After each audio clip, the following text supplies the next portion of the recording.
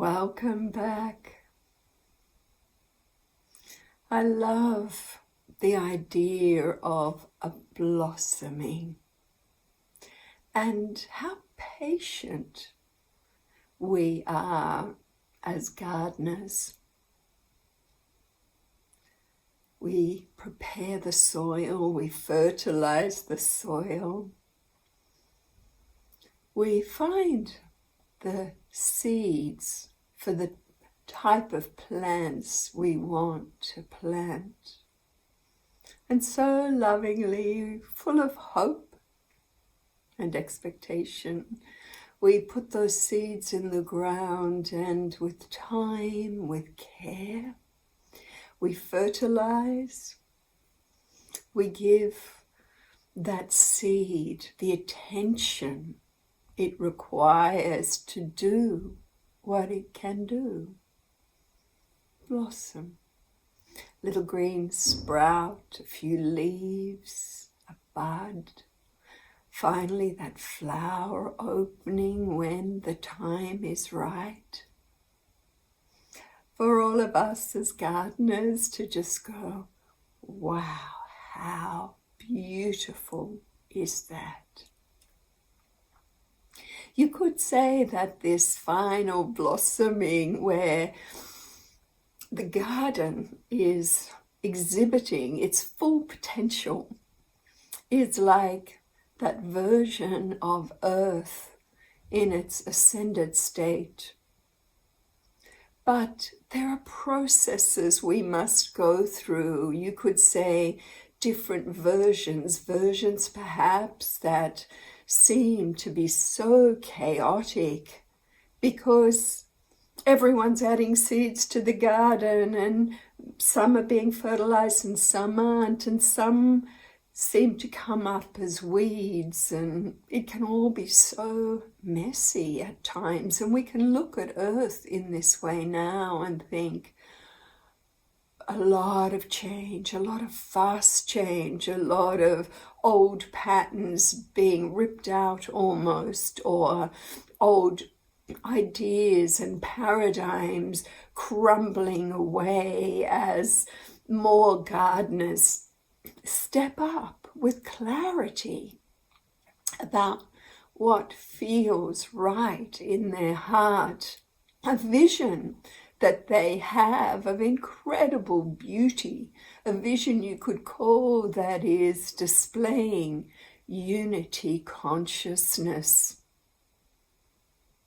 Our work has always been about transformation, ascension, up-leveling, fertilization, understanding what we are really capable of,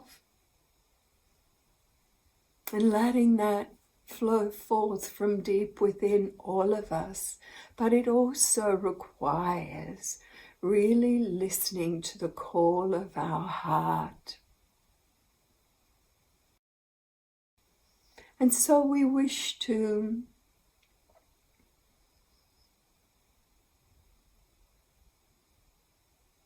add a little story of a recent experience I had.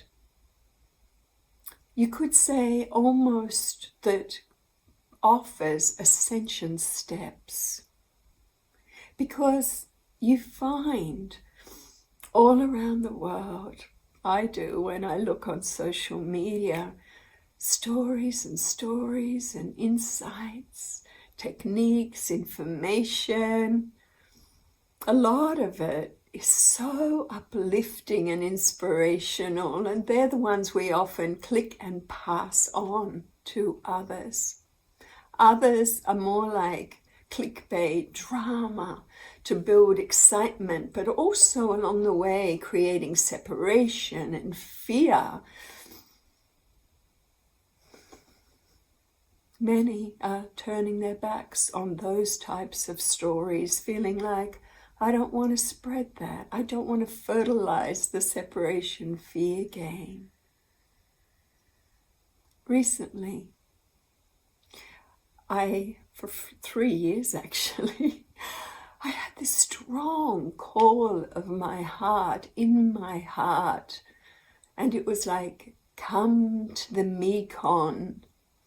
The Mekong River is incredible. It starts in Tibet, flows through many countries, including China, and its delta, its mouth, ends up right down in Vietnam, in South Vietnam, not too far from Ho Chi Minh City.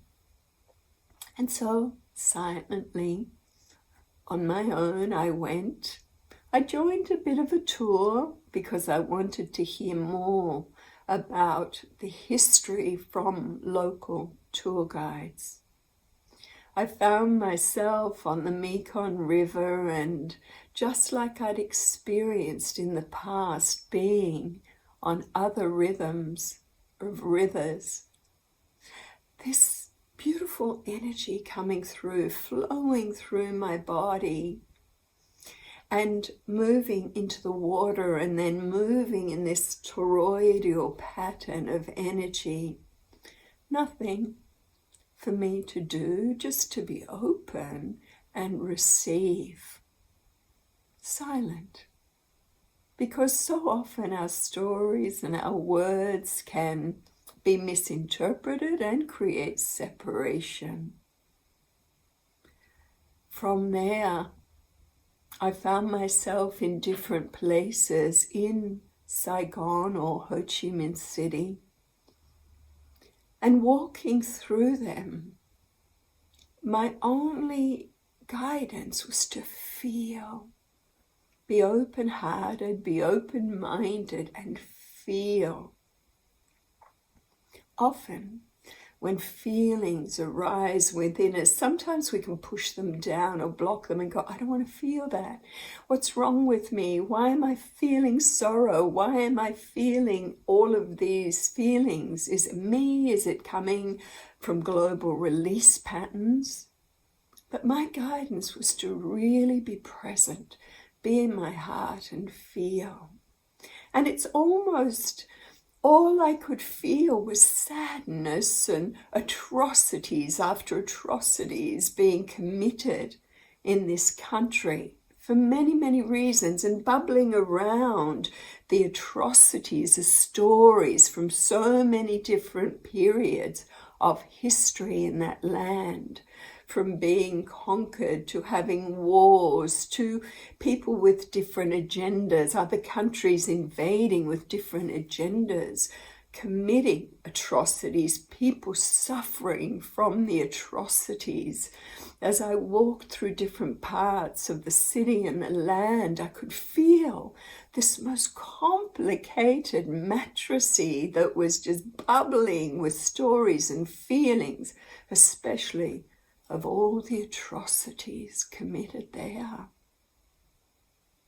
It was almost as if that hooked me into the matrix of atrocities that have been committed in our world, all around our planet throughout time. People suffering so much sorrow, so much sadness, even today from the different wars in different regions. And all I was told was, keep your heart open, feel, let it rise, let it flow up through you, let it flow out from you. And then a word came that I knew I just had to repeat while in that deep feeling nature. And it was like, forgive, forgive, forgive, forgive, forgive, forgive, forgive.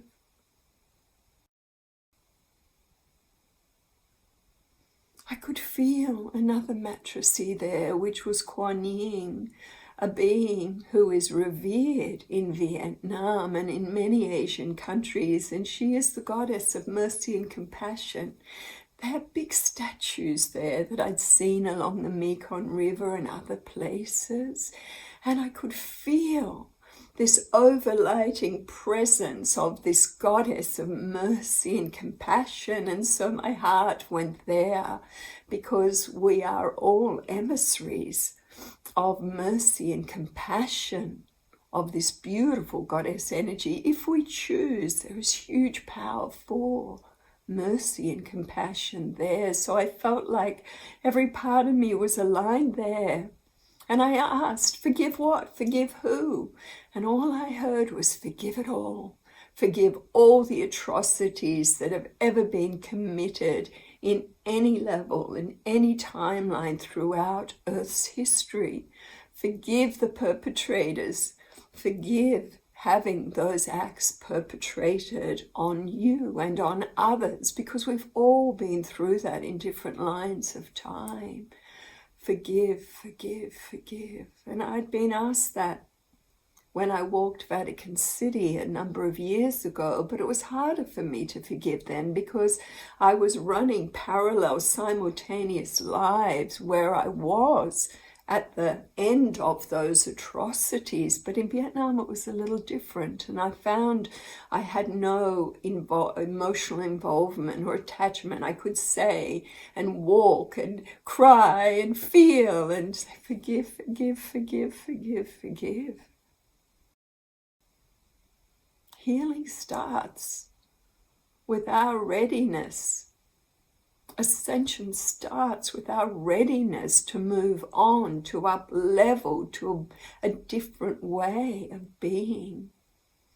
And as I moved through this country, I found myself in the middle of the country where the bombs hadn't been, in a beautiful city called Hoi An. Cultural city, a city of cultural diversity, of beauty, of creativity, of music and art.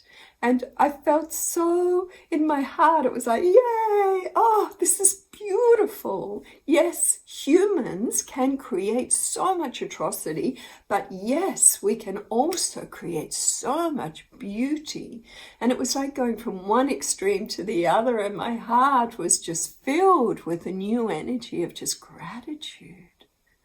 Gratitude for the musicians, gratitude to the philosophers, gratitude to the artists, gratitude for the creatives, gratitude for the beauty that we can create as well. And again, tuning in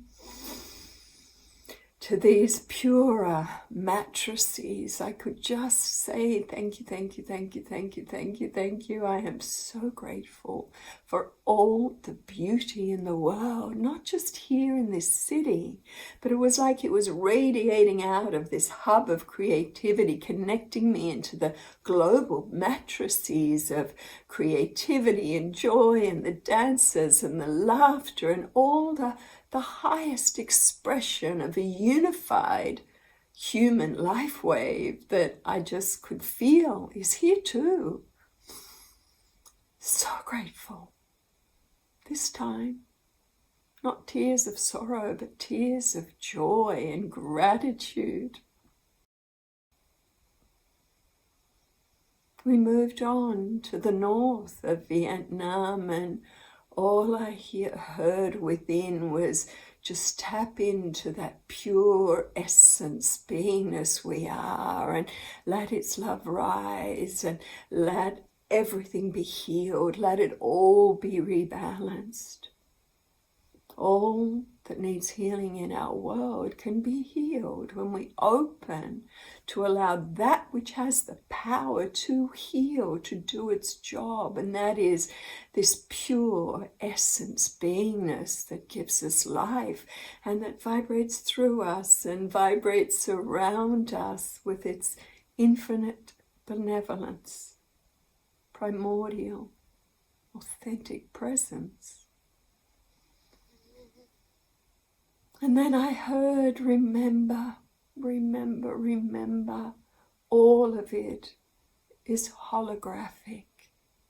It's either an A-grade Hollywood movie or B-grade movie or C-grade or home movie, but everything is just a hologram that reflects our own consciousness and what we are giving time and energy to understand that we are wired to dwell in that beta brain frequency, brainwave pattern of black and white and the games of fear and separation and judgment.